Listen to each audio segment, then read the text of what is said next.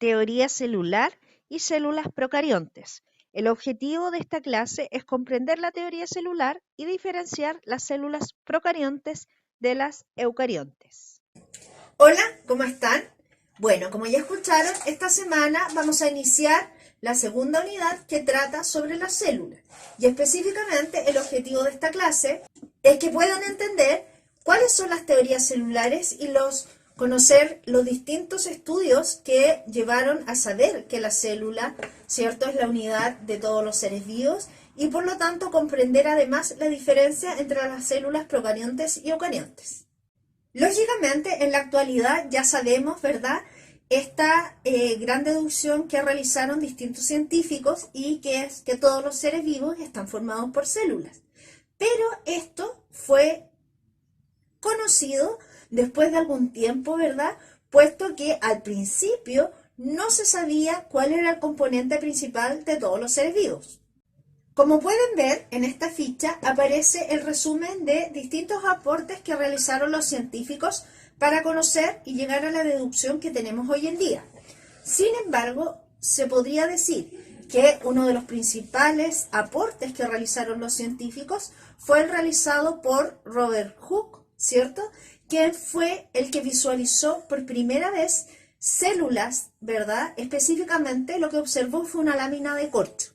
Y para poder realizar esto es fundamental la generación o la invención de lo que es el microscopio, ya que a través de él logramos ver las distintas estructuras que no pueden ser vistas a simple vista, y él, al observar esta lámina, lo que observó fue una imagen similar a lo que ustedes pueden ver ahí, que corresponden a las paredes celulares de lo que es la planta, ¿verdad?, del corcho, ya que esas células no estaban con vida, sino que solamente era la estructura que permanecía en el corcho como tal, ya que antiguamente los corchos no eran hechos de plástico como los de hoy en día.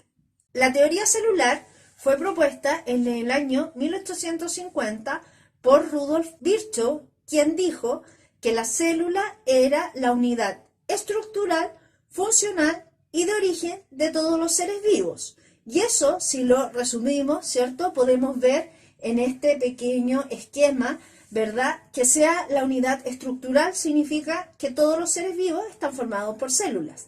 En segundo lugar, que sea la unidad funcional significa que todos los procesos metabólicos que permiten a las células mantenerse con vida se realizan en ese lugar, y que sea la unidad de origen significa que siempre una célula proviene de otra célula.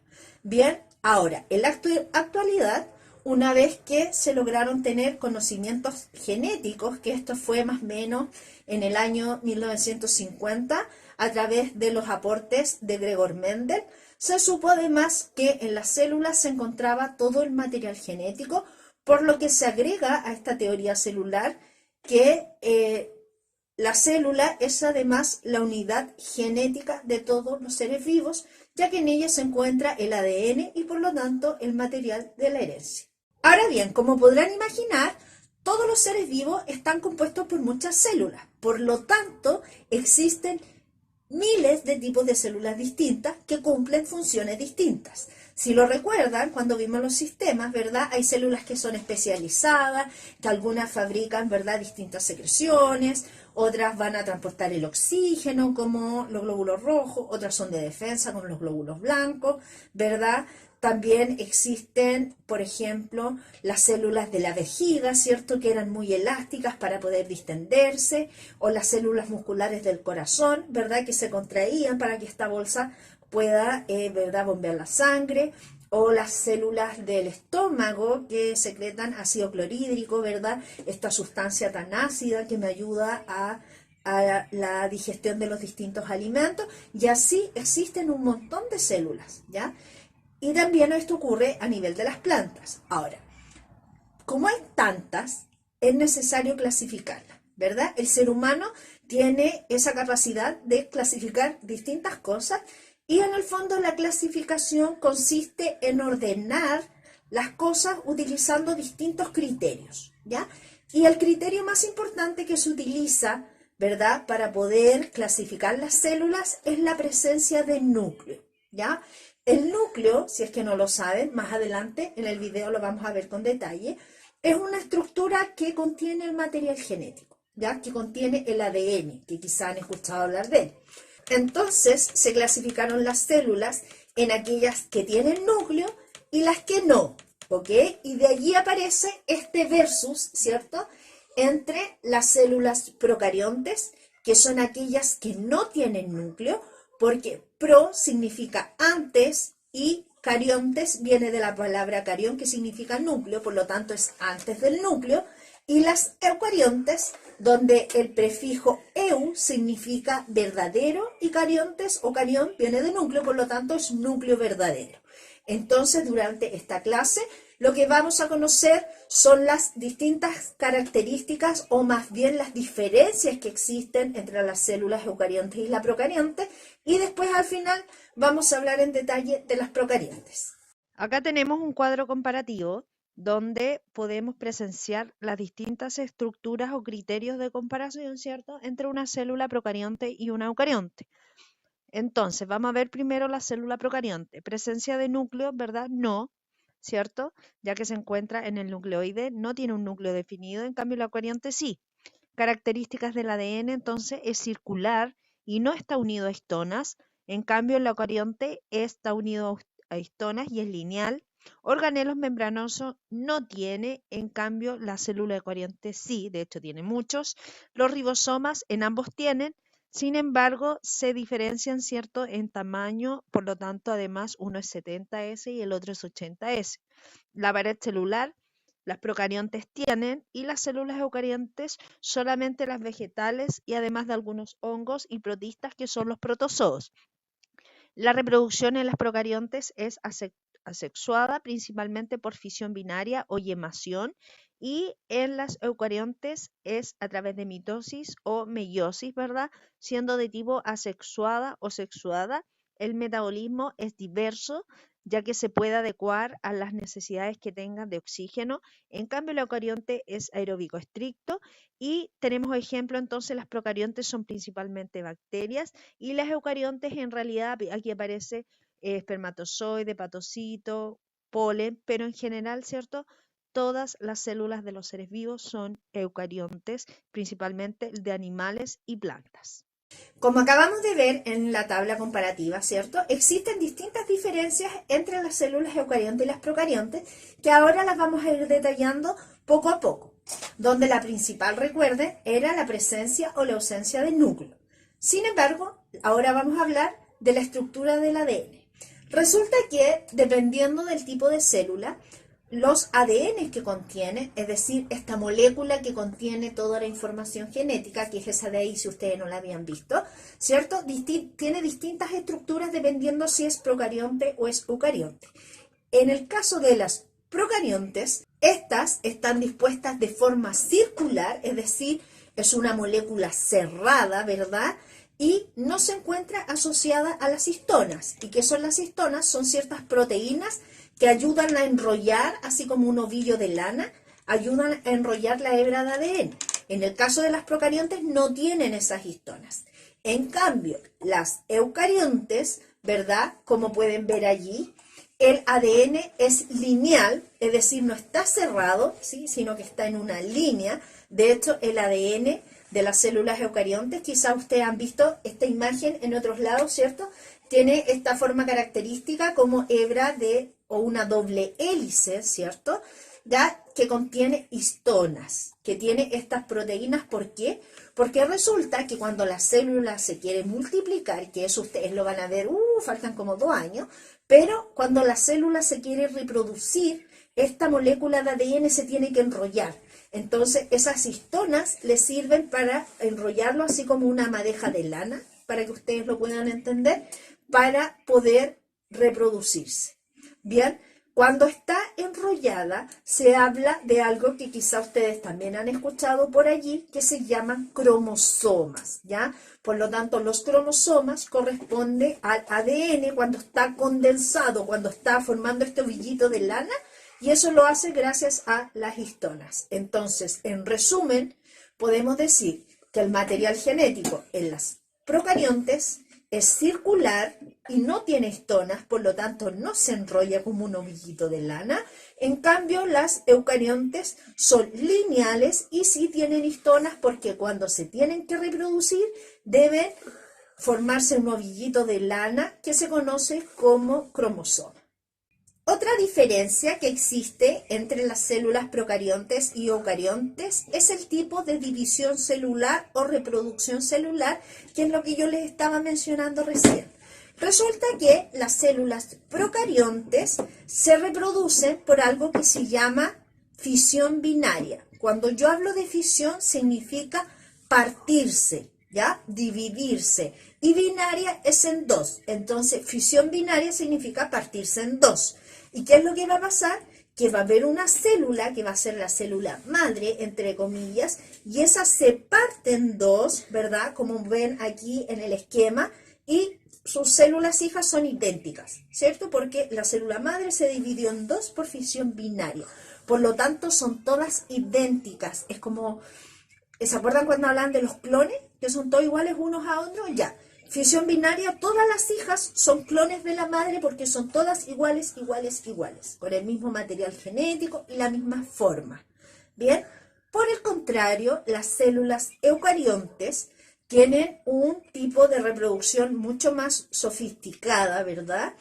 Que se conoce, hay dos tipos. Una se conoce como mitosis o ciclo celular mitótico, que ese es el que realizan todas las células, por ejemplo, del cuerpo, ¿cierto? Si, por ejemplo, cuando ustedes se hacen una herida y eso se cicatriza, las células de la cicatriz se reprodujeron por reproducción celular mitótica, ¿bien? Y hay otro tipo de reproducción que es la meiosis o ciclo celular meiótico, que ese es el tipo de reproducción que tienen las células reproductoras, valga la redundancia, es decir, es como se reproducen los ovocitos en el caso de las mujeres y los espermatozoides en los casos de los varones. Bien, entonces, si vamos al resumen, ¿verdad? Podemos decir que en cuanto al tipo de división celular, las células procariontes se dividen por fisión binaria, donde todas las células hijas son clones de la madre, ¿verdad? Porque la célula lo que hizo fue partirse en dos. En cambio, las células eucariontes tienen estos mecanismos más complejos. Uno se llama ciclo reproductor mitótico, donde las células también son iguales a las hijas, son iguales a la madre, y eso ocurre, por ejemplo, cuando me hago una herida o cuando uno crece, ¿verdad? Cuando nosotros partimos siendo un embrioncito chiquitito y llegamos después a la etapa adulta, todo lo que nosotros crecimos en tamaño fue porque la célula se utilizó ese medio de división, ¿verdad? También cuando queremos reparar algo, por ejemplo, cuando uno se quiebra un huesito y eso se repara, también es por ese tipo. Y el otro es el ciclo reproductor meiótico, que ese es el que utilizan las células reproductoras o gametos, que son los espermatozoides y los ovocitos. Otra diferencia que tienen las células procariontes de las eucariontes es que todas las células procariontes tienen una estructura externa que se llama pared celular. Si se llama pared, ustedes se podrán imaginar que es una estructura rígida, ¿ya? Que le va a dar forma a la célula y le da cierta rigidez y la protege, porque es una pared, ¿verdad? Y esta pared, ¿verdad?, está compuesta por sustancias que se llaman peptidoglicanos, que son un tipo de carbohidrato. Eso quizás les suena a ustedes un poquitito más, ¿ya? Y las mantiene con forma, ¿ya? Y de hecho, según eso, aparecen distintos tipos, por ejemplo, en las bacterias, y le da ciertas características. Por ejemplo, se conocen las gram positivo y las gram negativo, que las gram positivo son aquellas bacterias que tienen una pared que se tiñe, por eso se llama gram positivo, y las que son negativos porque no se tiñe, ¿ya? Pero esa es la función de la pared celular, darle forma y protección a las células procariontes. Bien, en cambio las eucariontes no todas tienen pared celular, ya que en las eucariontes, las de origen animal, por ejemplo, las células que componen nuestro cuerpo, no tienen pared celular. En cambio, las células que componen las plantas sí tienen pared celular y de hecho eso está formada por un carbohidrato que nosotros mencionamos cuando hablamos de los nutrientes, que se llama celulosa, ¿ya? Que se encuentra, por ejemplo, en todos los vegetales o en los cereales que nosotros comemos y que el cuerpo no lo puede digerir porque es tan rígida, ¿cierto?, que el cuerpo no la puede degradar. Bien, y esta pared celular, como aparece allí en los vegetales, le da una estructura característica a las células de las plantas, que a veces son como de forma hexagonal o medias cuadradas, y es lo que permite que las células, ¿verdad?, le den esta característica a las plantas como más rígidas. Bien, entonces, si tenemos el resumen, si vemos las diferencias entre la pared celular, tenemos que todas las células procariontes tienen pared celular, ¿ya? Y les da distintas características, que son siempre darle protección y forma, además de rigidez. En cambio, las eucariontes no todas tienen pared celular, ya que se encuentra presente solo en las células eucariontes de las plantas, es decir, las células vegetales. Otro parámetro que podemos diferenciar entre las células eucariontes y las procariontes es el metabolismo que realizan, es decir, cómo funciona o qué necesita para poder funcionar la célula. En el caso de las procariontes, estas se pueden adaptar mucho más, ya que al ser, por ejemplo, son las bacterias, estas pueden sobrevivir con presencia de oxígeno o sin presencia de oxígeno, o bien pueden utilizar una u otra forma según se van acomodando. Entonces, en base a eso, tenemos que las células procariontes pueden ser aeróbicas, es decir, necesitan oxígeno para realizar su metabolismo, pueden ser anaeróbicas, que son las que no necesitan oxígeno para realizar su metabolismo, y tenemos las aeróbicas facultativas, que como el nombre lo dice, aeróbica viene de oxígeno, ¿verdad? Y facultativa es que se pueden necesitarlo o no, o que se acomodan dependiendo si tienen oxígeno o no disponible. En cambio, la célula eucarionte, para realizar su metabolismo, siempre necesita de oxígeno, ¿ya? Es por eso que para los seres vivos es tan importante el oxígeno, ¿ya?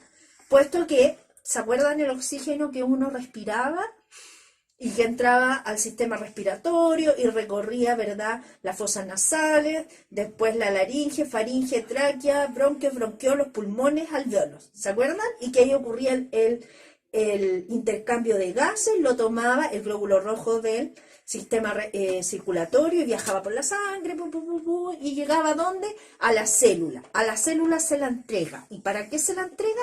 Para que realice el metabolismo, ¿ya? Para que tome ese oxígeno y pueda generar energía para poder funcionar. Entonces, es por eso que todas las células eucariontes necesitan oxígeno, por lo tanto, son aeróbicas.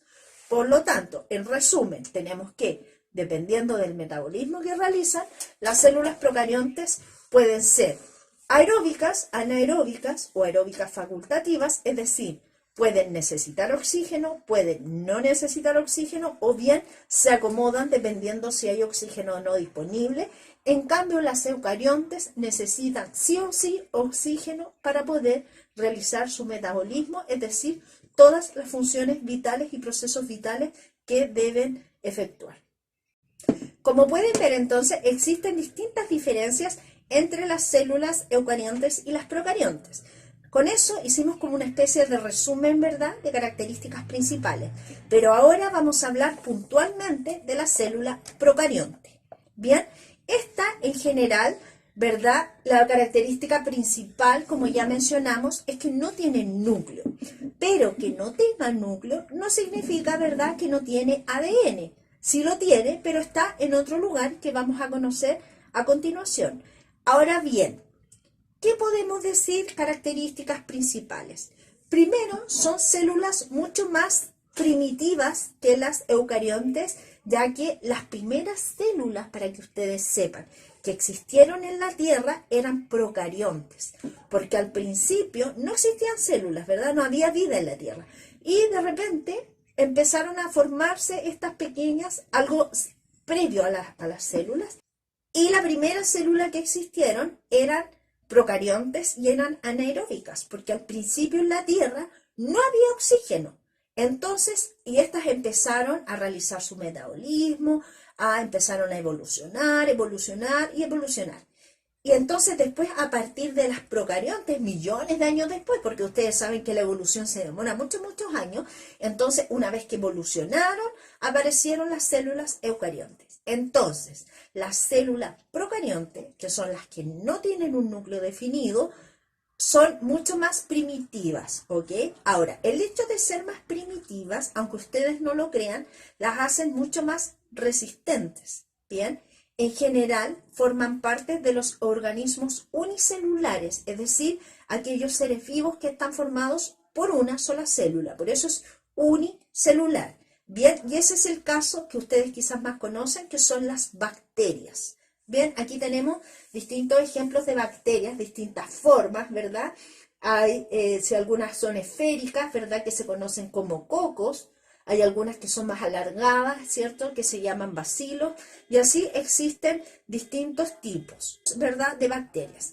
Ahora bien, otra característica que tienen es que en general son de mucho menor tamaño que las células eucariontes y son más resistentes al medio. Si ustedes se fijan, como viven solas, como son unicelulares, ¿verdad? Están en el ambiente, muchas veces se organizan en lo que se llaman colonias, que son grupos de bacterias. Ahí vemos distintos ejemplos de colonias de bacterias y, ¿verdad? Entonces están acostumbradas a sobrevivir a condiciones mucho más adversas, como temperaturas elevadas, ¿verdad? O temperaturas también extremas, ¿cierto? Y se reproducen con mucha rapidez ya que utilizan la fisión binaria. Por eso a veces cuando nos enfermamos de una enfermedad bacteriana cuesta mucho combatirla. Bien, ahora, ¿qué diferencias o qué características puntuales tiene una célula? Son las que vamos a ver a continuación. Bien, como les dije, acá encontramos a la célula eucarionte o eucariota, pueden encontrarlo en algunas literaturas, ¿cierto? Donde en general teníamos distintas estructuras. Lo primero, ¿verdad?, es que no tenía núcleo, por lo tanto, el material genético o ADN, ¿cierto?, de la célula se encuentra disperso en el citoplasma, era de forma circular, ¿se acuerdan que les dije recién que es cerrado? Y el lugar, que aquí no aparece, pero el lugar donde se ubica se llama nucleoide. Bien, ahora, además de eso, tenemos el ADN y toda esta estructura que está de color morado es el citoplasma, es decir, el lugar donde se encuentran tanto los distintos organelos, que en este caso es solo un tipo, y además el ADN. Adicionalmente a ello, tiene una estructura muy importante que es la membrana plasmática, ¿cierto? Que es la envoltura interna que tienen todas las células, ¿verdad? Por lo tanto, la eucarionte también la tiene. Y esta le va a permitir distintas acciones, como por ejemplo, le permite proteger, además permite el traspaso de sustancias a través de ella y el intercambio, ¿verdad? Por lo tanto, con el medio externo. La pared celular, por su parte, que es esta envoltura más externa de color rojo, como bien dice allí, es una envoltura rígida de polisacáridos, es decir, de distintos carbohidratos, ¿verdad? Que lo que permiten es darle rigidez a la célula y por lo tanto también la protege y le da forma. Bien, otra estructura que encontramos son los ribosomas, que corresponden a estas estructuras pequeñitas, ¿verdad? De color celeste, que lo que realizan es sintetizar o fabricar proteínas, las cuales son fundamentales para poder copiar el material genético, específicamente la información que esta célula tiene. Además, encontramos que algunas células, no todas, pueden tener flagelos, que son como esta especie de colas que aparecen aquí, que son prolongaciones que tienen y permiten el desplazamiento, es decir, le permiten a la célula movilizarse. Además, entonces están las fimbrias, que son como estos pelitos que vemos aquí, ¿cierto? Que son vellosidades, la verdad, microscópicas, lógicamente, que, como bien dice, son prolongaciones que le van a permitir desplazarse, que, como bien dice aquí, son estructuras cortas que les va a permitir fijarse a distintas estructuras. No todas las células procariontes lo tienen. Bien, entonces, si hacemos un resumen, podemos decir que tiene todas las estructuras que aparecen aquí. Primero, no tiene núcleo, por lo tanto el material genético o cromosoma bacteriano está de color amarillo y tenía la característica de ser circular. Además, que no está escrito aquí, es importante destacar que existe un lugar, un área, que es donde está disperso el ADN, que se llama nucleoide. Bien, y su función, por lo tanto, es contener al ADN. Además, tenemos la pared celular que está en rojo, que le da rigidez, ¿verdad? Y forma, por lo tanto, a la célula y protección. La membrana plasmática, que esa es una estructura que está presente en todas las células y tiene por función permitir el intercambio de sustancias con el medio, ¿verdad? Y además a veces se pliega hacia el interior formando otra estructura que se llaman mesosomas, bien, que tiene que ver con el metabolismo de la célula procarionte. Otra estructura, entonces, teníamos los ribosomas, que aquí aparecen de color celeste, que tienen por función la síntesis de proteínas, los flagelos, que son estas especies de colas que permiten el desplazamiento, y las fimbrias, que van a permitir que se fijen a distintas estructuras. Entonces, en resumen, podemos decir que existen distintos tipos de células y que, según el criterio, las podemos ir clasificando. El más importante es la presencia o ausencia de núcleo, y en eso encontramos entonces las células procariontes y las eucariontes. Específicamente, esta clase hablamos más en profundidad de las procariontes, que se caracterizan entonces por ser más primitivas, de menor tamaño, más resistentes, están presentes en individuos unicelulares y poseen distintas estructuras, entre las que podemos mencionar la pared celular, la membrana plasmática, citoplasma, el ADN obviamente, el nucleoide, los ribosomas, el flagelo en algunos casos, ¿verdad? Y las fimbrias. Entonces, recuerda que cualquier duda me puedes ubicar por los medios que ya conoces. Que estén súper bien.